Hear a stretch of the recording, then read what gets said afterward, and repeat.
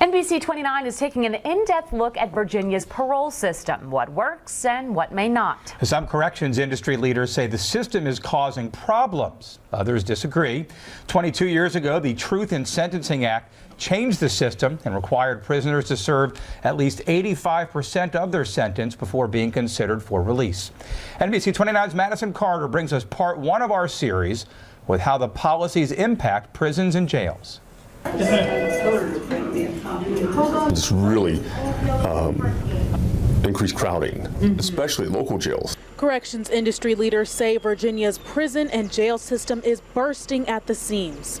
Former inmates say the current system only encourages a cycle of crime for many offenders. A lot of stabbings, a lot of robberies, a lot of wine making, a lot of drug smuggling inside of the prison, a lot of drug dealing. You name it, it's happening.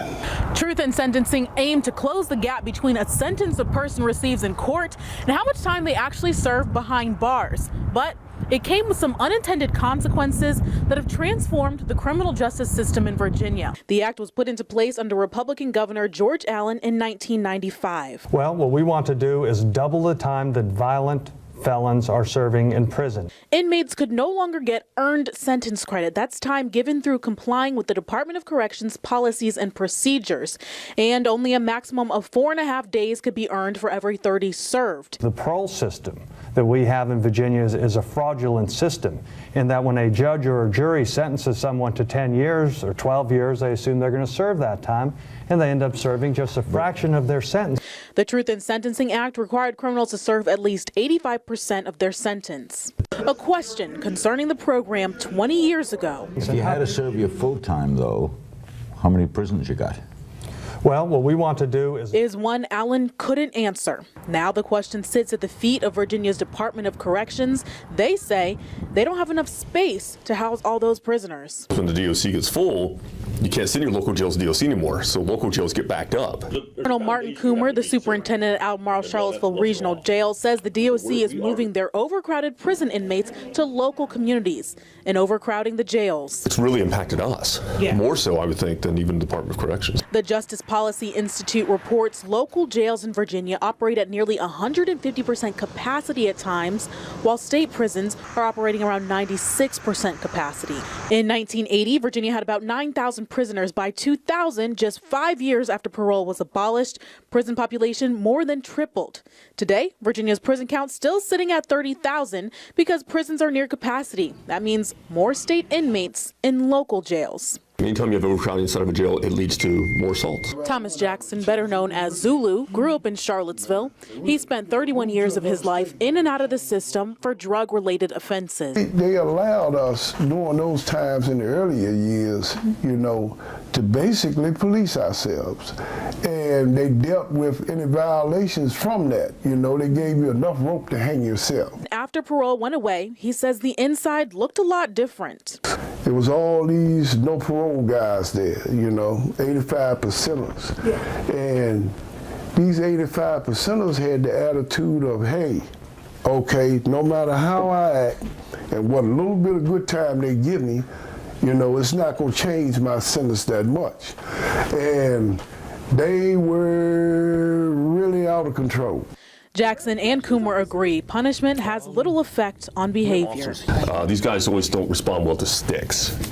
People used, the punishment in all their lives, and that's pretty much what they know. They say prison is rehabilitation. They say prison is an imposed sentence of punishment for a crime committed. The structural awareness when you get in there is that prison, is no different from where you came from.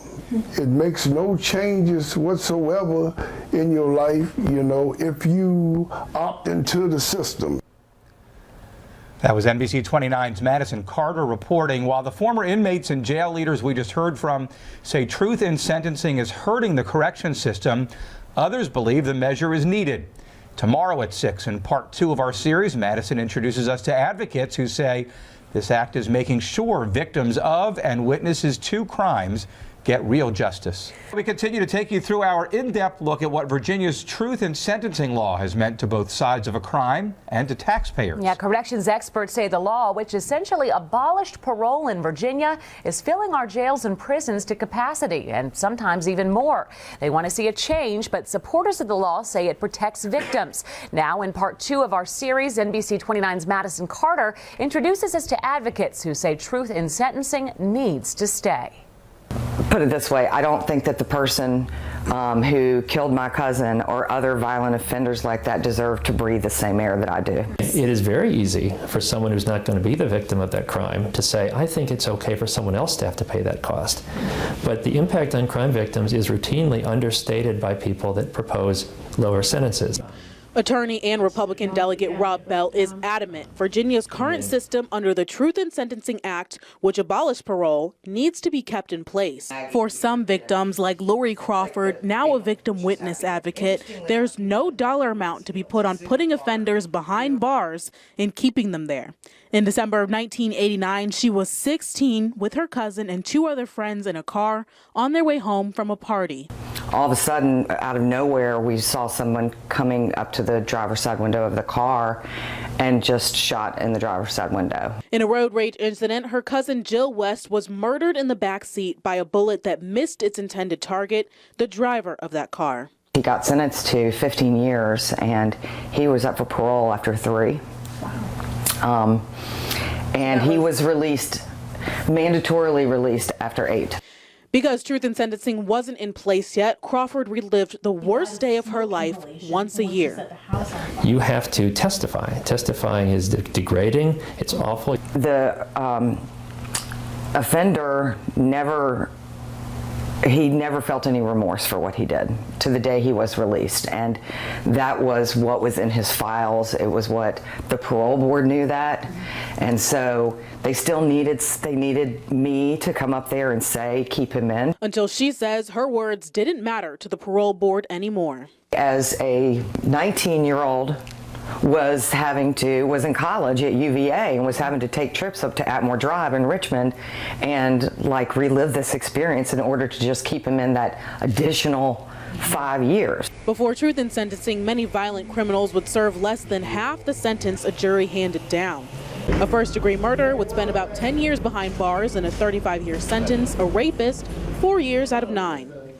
I really do make a distinction between violent and nonviolent offenders, and I'm not saying that there are definite problems with the fact that there are people who have a drug offense who serve way more time than someone who kills someone, and that's a real problem. Even advocates of truth in sentencing say it's a flawed system and how it doesn't make distinctions between violent and nonviolent crime. Almar Charlottesville Regional Jail Superintendent Martin Coomer says it's a complicated problem. And I know some people say you can't put a cost on a victim or a crime, but taxpayers can. If you tell them the real cost of what it would be, to eliminate recidivism, we're not willing to pay for it. I don't think there's enough money to pay for it. All this week, NBC29 has put the parole system under the microscope. We've heard how changes in law have impacted inmates, jails, and victims of crime. Tonight, NBC29's Madison Carter is live in studio with the final installment of our series on parole reform in the Commonwealth. Yeah, that's right. Good evening, Steve and Casey. Those are new names for me. Well, so I crunched the numbers so you can get a better idea of what the Truth in Sentencing Act has done across the Commonwealth, what you, the taxpayers, are paying, and as well as those who worked in the system. So we spoke with the next governor as well to see what he intends to do with the system.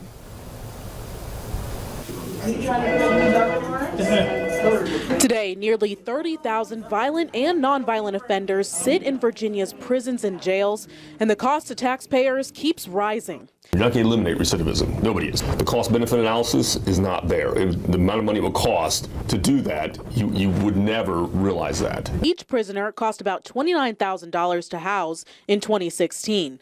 That's up almost 4% from 2015.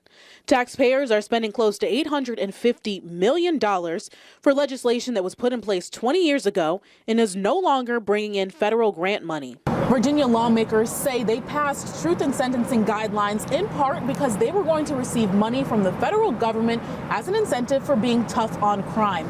Okay, well, in 1996, the state received $1.2 million from the federal government towards a corrections budget of nearly $542 million. And then in 2001, the financial incentive went away. The government stopped giving money to states that adhered to truth in sentencing guidelines. In fact, last year, Virginia only received $135,000 towards a corrections budget that had nearly doubled to $1 billion. And that money, that difference, is being made up by you, the taxpayers. Most of these guys think in terms of today and maybe tomorrow morning. They don't think long term. That's why they're here. So to hang that over their head, 25 years from now, I'm gonna knock a couple months off the end of your sentence. I'm like, okay, great. Albemarle Charlottesville Regional Jail Superintendent Martin Coomer says having parole as an incentive for programming might help people stay off the streets by teaching them the skills they need inside. But above that, to get these guys to become self-motivated, to participate in programming that will help them, they'll benefit them, it would be nice to have that carrot. No matter how good you are, you're just going to get the 85%. Mary Ann Stone is the vice chairwoman of the Richmond chapter of Virginia Cure, Citizens United for the Rehabilitation of Errants. She spent decades working to help prisoners re-enter society. They depend too much on the inmates to do the release programs. The Department of Corrections says it aims to help with successful re-entry into society, but people familiar with the system say the DOC may be missing the mark. Well, if you've been locked up for 5 years, are you an expert in how to get out? They don't try. They don't try because, like I said before, they're getting these great long sentences. Charlottesville native Thomas Jackson, or Zulu, saw this happen with inmates around him during his decades in and out of the prison system. And they're like, okay, well, hey, I might as well get better at what I do illegally rather than to get better or try to do something legal. Others feel the $5.9 million Virginia spent on rehabilitative programming last year could be better spent helping people on the outside. We had some sort of programs that's already in place for these guys when they first get out. And when they communicate with the outside, these guys is telling them, say, hey, look, man, I can't get a job. I can't get housing, clothing, food. So I'm doing this and I'm doing that. So you're wasting your time in there, trying to program because you ain't gonna have the opportunity when you get out. Successful transition don't exist. In 2015, Governor Terry McAuliffe established a parole review commission to look at whether parole should be reestablished. That group gave 23 recommendations, but stopped short of recommending parole be reinstated. Governor-elect Ralph Northam wants truth in sentencing to stay. So I think there are a lot of things that we can do to help keep people out of our jails and prisons, but I don't support going back on parole. He says his emphasis will be on crime prevention and continuing the work of Governor McAuliffe in restoring felon rights. We believe very strongly that once an individual has paid back their time that was given them by a judge or a jury, that the best thing that we can do for them to help them get back into society, get back into the workforce, is reinstate their voting rights. So last month, the governor's office announced Virginia posted its lowest recidivism rate for the second straight year. But those rates are also in decline across the country. Some would argue fewer criminals on the street means fewer crimes, but one study shows the crime rate didn't budge after the year 2000, despite Virginia continuing to jail more people. Well, that same study shows the crime rate has very little to do with Virginia's incarceration practices. What has had an effect on reducing crime are prevention techniques. Those include the number of police officers, data-driven policing, that's looking at statistics to predict high crime areas or times, people drinking less alcohol, changes in community incomes, and people just getting older. So speaking of, there's one form of parole that often gets overlooked. That's called geriatric release. We're gonna have some more information on that on our website, NBC29.com. You can also catch up on any of the parts 1 and 2 you might have missed. And there's one last thing I wanna leave you guys with, and you as well, is obviously, story about parole. We didn't hear from the parole board here in Virginia. That's because after some months of back and forth with the parole chairwoman, she decided not to go on camera with us. But in a couple of off-camera interviews, Adrienne Bennett told me that she thinks that parole needs to be reinstated here in Virginia. So she disagrees with our governor-elect. She says that, quote, Commonwealth is tough on crime, but not smart on crime. Not always one and the same. Right. So it's interesting to see what will happen coming up next in this new administration. Yeah, we'll find out.